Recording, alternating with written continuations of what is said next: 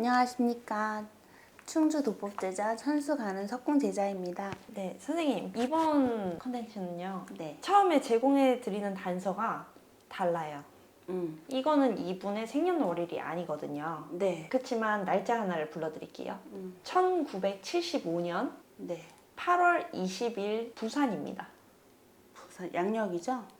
네, 양력으로요. 혹시 뭔가 읽히시는 기운이나 보이시는 게 있으신지. 갇혀 있고 숨 막히고 답답하고 지하 같아요. 지하. 사고가 난 거거나 뭐 다치거나 이런 거보다는 갇혀 있는 것 같아요. 막 울고 막 우는 사람들과 막 널브러져 있는 사람들이 막 보이는 것 같거든요. 네, 선생님 지금 드린 이 날짜는 네. 부산 사인펜 연쇄살인 사건이 발생한 날입니다. 여러 명인 거예요. 네, 여러 명이에요.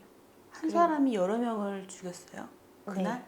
아니 그날은 아닌데 발생하기 시작한 날이거든요. 사실 범인이 아직까지 안 잡혔거든요. 근데 이 범인의 몽타주를 보여드릴 테니 이 범인에 대해서 혹시 한번 기운을 읽어봐 주시면 좋을 것 같습니다. 잠시만요. 그러면은 이 숨 막히고 두렵고 어디 갇혀 있는 듯한 그런 거는 지하에서 이 사람을 살인한 거예요? 지하인지는 잘 모르겠는데 살해당한 여성분이 질식사를 해서 질식사요?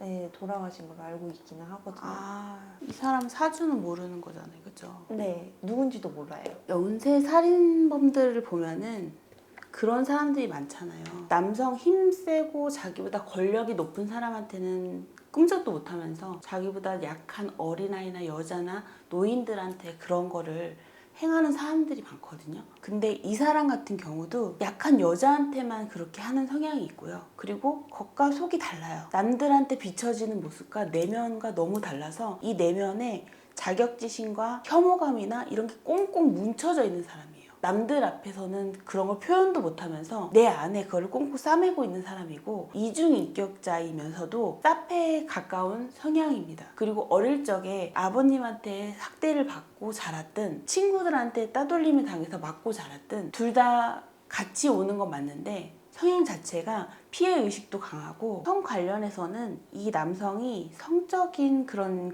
게 있잖아요. 그런 취향 같은 게 약간 이상적인 뭐 이상한 변태적인 그런 성향을 갖고 있는 걸 보이고요. 현재 이 사람은 아직 살아 있어요. 살아 있는데 현재 상태로 봤을 때는 병원과 왔다 갔다 하는 상태예요. 그러니까 많이 몸이 안 좋은 걸로 보이거든요. 그리고 이 사람이 이 사람이 저지른 사건을 얼마나 알고 있는지는 모르겠는데 드러나오지 않은 사건들도 많다고 해요. 내가 영상으로 본 거는 그 사람들이 함께 있었거든요.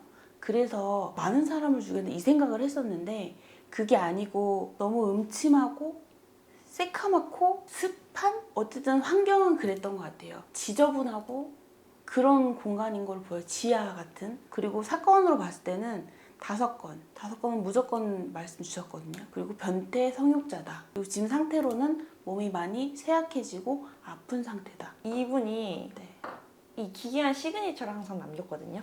사인펜 낙서를 피해 아동들의 몸이나 그러니까 가슴이나 배 같은 곳에다가 검은색 사인펜으로 글씨를 남겼어요. 조롱인 것보다는 심리에 가까운 건데 어릴 적 그런 학대로 인해서 그걸 풀지 못한 것을 이 아이들을 통해서 푸는 걸로 보이거든요. 근데 이거는 인간이 해석하는 그런 거고 이 사람은 누군가를 죽이고 싶었던 그런 게 많았던 것 같아요. 피해의식과 이 사람을 죽이고 싶다는 그런 게 많았던 것 같은데 대신 푸는 대리만족? 이 범인은 대담한가요? 대놓고 사람들한테 뭐 이렇게 내가 이랬다 이렇게 말하는 성향은 아닌데 보이지 않는 곳에서는 그런 욕구도 있어요. 일부러 보여주는 그런 욕구는 있는데 막상 깔아놓으면 못하는 스타일이긴 하죠. 그런 욕구가 내재돼 있긴 했어. 주목받으면서 나한테 막 이렇게 막 찬송해주고 그런 걸 원하긴 하지만 원하는 것 뿐이지 남들 앞에서는 그렇게 하지는 못해. 안 보이는 곳에서 하는 거죠. 보이지 않는 곳에서. 혹시 이 피해 아동의 사진을 보면 좀 더 구체적으로 보일 수 있을까요? 이 아이가 그래요. 마지막에 모습이 그렇다고 해요.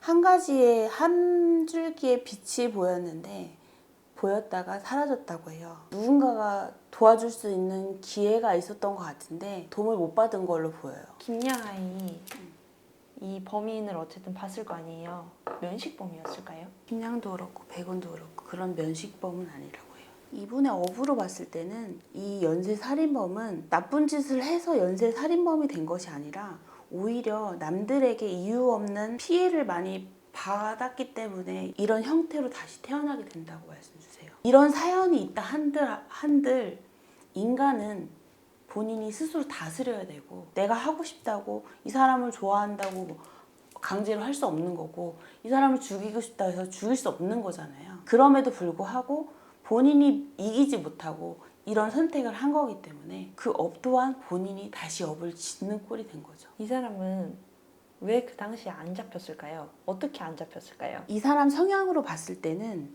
굉장히 거칠면서도 남성적인 건 아니거든요. 남성적인 건 아닌데 굉장히 폭력적이면서도 세심해요. 원래 이 남자의 성향은 상남자 같은 스타일이에요. 근데 성향이 바뀌었어. 어렸을 때 그런 환경으로 인해서.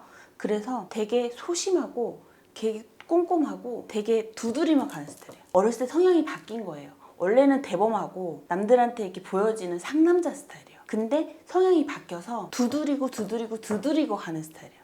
조심성이 굉장히 심하다고. 그런 성향으로 인해서 굉장히 조심해서 잡히지 않았을 거예요. 이 아이들은 그 남자와 대면이 없었겠지만 이 남자는 분명히 그 아이들을 보고 있었을 거예요. 그냥 단번에 즉각적으로 이 상대를 골라서 한 게 아니라 두고 봤을 거라고요. 지켜봤을 거예요.